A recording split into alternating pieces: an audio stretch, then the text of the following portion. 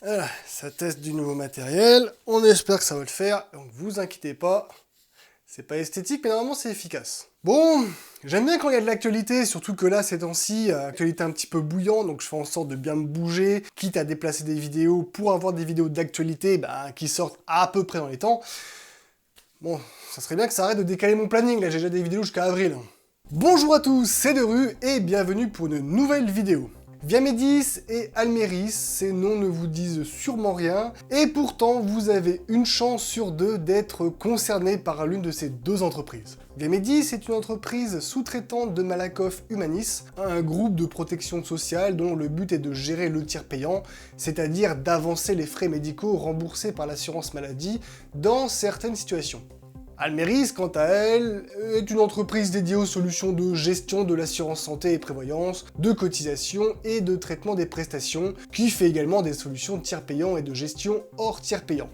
Jusque-là, des entreprises assez similaires dans les grandes lignes de leur domaine de travail, mais malheureusement, ces deux entreprises travaillent avec un très grand nombre de mutuelles de santé, et je dis bien malheureusement, parce que ces deux entreprises ont subi une cyberattaque à 5 jours d'intervalle. Vous avez peut-être déjà reçu un mail, un SMS ou un courrier papier de votre complémentaire santé, vous indiquant que vous faites peut-être partie des 33 millions d'élus dont les données personnelles ont fuité, soit quand même un Français sur deux. En effet, le 1er février, nous apprenions que Viamedis, qui assure la gestion du tiers payant de 84 complémentaires santé quand même, avait subi une cyberattaque ayant fait fuiter les données de potentiellement 20 millions d'assurés sociaux. Comme si ça ne suffisait pas, nous apprenions le 6, soit 5 jours plus tard, qu'Almeris avait à son tour subi une cyberattaque, faisant fuiter encore plus de données d'assurés sociaux. Autant dire que c'est le branle-bas de combat à la CNIL, dont je vous ai déjà parlé, et qui, pour rappel, gère en partie tout ce qui tourne autour des données personnelles, donc avec la fuite potentielle de données de 33 millions de Français, ils doivent être un petit peu en PLS. Position latérale de sécurité, dite PLS. Oui, et depuis le début, je parle de données de potentiels 33 millions de personnes, parce qu'il n'y a pas de décompte exact pour le moment, quand j'écris cette vidéo, du nombre de personnes impactées par ces fuites. Il ne s'agit là que d'un montant théorique, s'approchant plus ou moins de la réalité, déjà bien important, pouvant être revu à la baisse dans les prochains jours, mais également à la hausse en fonction de ce que trouveront les enquêteurs durant leur analyse. Mais y a-t-il des raisons de paniquer? Modérément. Ces plateformes ne stockant pas d'informations bancaires, de données médicales, de données de remboursement de santé, de coordonnées postales, de numéros de téléphone ou d'adresse email, des données personnelles très sensibles et importantes ne sont pas dans la nature, du moins pas à cause de ces entreprises. Mais quel type de données ont pu fuiter alors? État civil, donc nom, prénom et sexe, date de naissance, le numéro de sécurité sociale, le nom de l'assureur santé, ainsi que les garanties du contrat souscrit. En soi, telles quelles, ces données sont peu exploitables, mais pourraient peut-être suffire à des personnes mal intentionnées pour effectuer des vols d'identité. Mais ce n'est pas le plus à craindre. Il n'est pas impossible que dans les prochaines semaines ou les prochains mois, ces informations soient exploitées pour réaliser des campagnes de phishing très ciblées, en se faisant passer pour votre complémentaire santé grâce à ces informations, et contenant votre état civil, votre date de naissance et votre numéro de sécu pour gagner votre confiance. Et même si votre adresse email n'a pas fuité car n'étant pas stockée sur ces plateformes, il est très facile avec un nom et un prénom de générer des adresses email potentielles. Et même si vous avez une adresse mail compliquée qui ne risque pas d'être trouvée si facilement, sur 33 millions, il y en aura bien assez qui risquent de se faire avoir. Pour éviter tout risque possible, maintenant que vous êtes au courant de ça, méfiez-vous de tout mail que vous recevrez qui parle de mutuelle, de sécurité sociale, de tiers payants, de complémentaires santé, d'Amélie et tout ce qui peut toucher à la santé. Attention, être méfiant ne veut pas dire être paranoïaque. Dans l'eau, vous pouvez recevoir des mails et peut-être des SMS qui sont totalement légitimes. Je vous redirige vers mes différentes vidéos sur les mails malveillants et sur la vidéo dans laquelle j'analyse des mails malveillants et où je vous indique tous les éléments à analyser en cas de doute.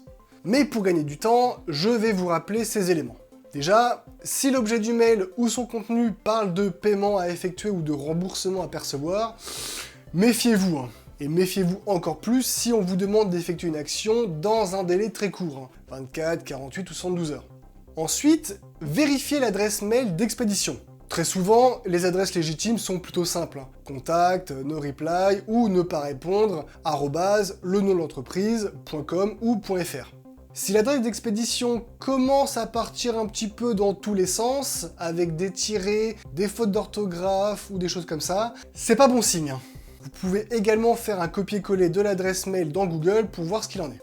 Et pour finir, s'il y a des liens vers des sites, vous pouvez regarder l'adresse de ces sites, soit en passant la souris dessus, sans cliquer dessus, soit en faisant un clic droit dessus, puis copier l'adresse du lien, et je vous conseille de coller cette adresse, soit dans un bloc-notes, soit sur le site virustotal.com, qui pourra vous dire s'il s'agit d'un lien malveillant ou non.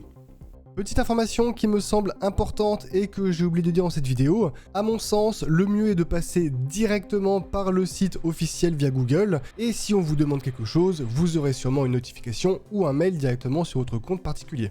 En plus de tout ça, vous pouvez également faire des recherches complémentaires sur internet pour vraiment être sûr de la légitimité ou non du mail.